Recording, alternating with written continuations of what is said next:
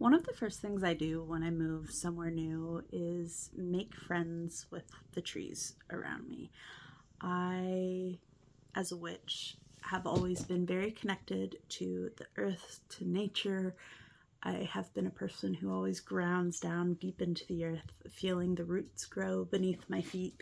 And as my witchcraft practice has developed, a large part of that is fostering this relationship and connection with the trees around me.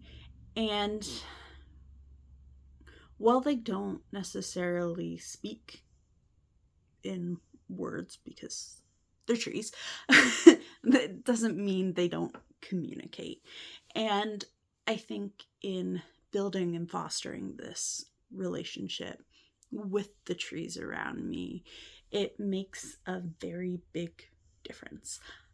The one tree in front of our house, for example, I speak to it daily, even if it's just a brief touching my hand on the tree and saying thank you or good night or good morning. I do that most days. It just helps to protect and ward our home. It helps add that layer of protection, but it fosters that relationship. And when I thought about making this video on how I communicate and connect with the trees, one story in particular came to mind to talk about, and that was the time where I don't know if it necessarily saved our lives, but it definitely saved us from being harmed. We were having a pretty big storm a few months ago, and well, it might have been closer to 6 months ago, but regardless, it was a really, really big storm with very high winds. And where I live in BC, we've got a lot of those very, very big trees, such as the one I talk with all the time. And as much as I try to avoid going outside when the winds are high, I have a dog. She has to go outside to do her business sometimes. So on this one particular evening, I had been taking my dog outside to do her business, and all of a sudden the tree was like, get your ass inside. Didn't say it like that, but it was like, you need to go, you need to be inside right this second, like, you need to. So, having practiced witchcraft for a lot of years, when the trees are telling you you need to move, I listen. They tend to know what they're talking about. They've been there for a really long time. And I quickly grabbed my dog, we ran up the porch, got inside, slammed the door closed, and the second I slammed the door closed, there was a big bang. And when I opened the door back up to see, there was 30 seconds from the time the tree said, get your ass inside, and I got inside and closed the door.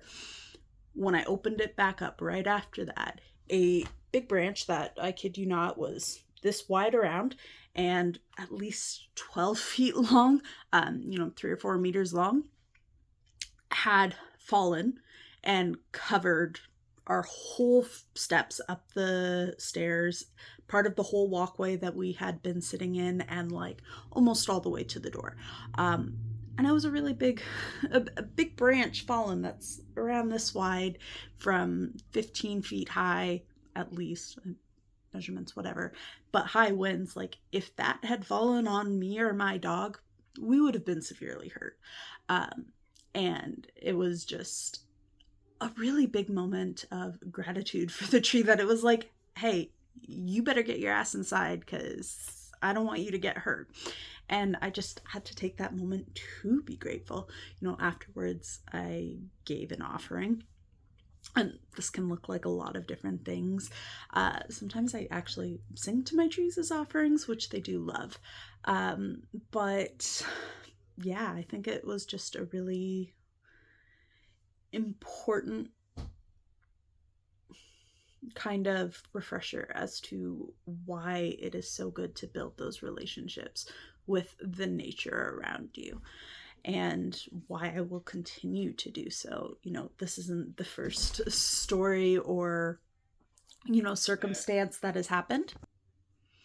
But yeah, building those connections with the energy and the environment around you can literally save you from getting hurt or being damaged. And it's not something I will ever take for granted. I am a nature witch at heart, and being able to work with the spirits of the trees, of the roots, of the flowers, of the bees.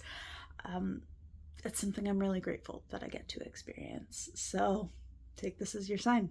Go make friends with your trees and let me know what they tell you, because trees have been here a long time. They have a lot of stories to tell, a lot of insights, and they're there to help if you are willing and open for it. Thank you for being here. I appreciate you. I am grateful that you exist, and I would really love to hear what your stories are. If you like this video, please subscribe and stay tuned for the next one.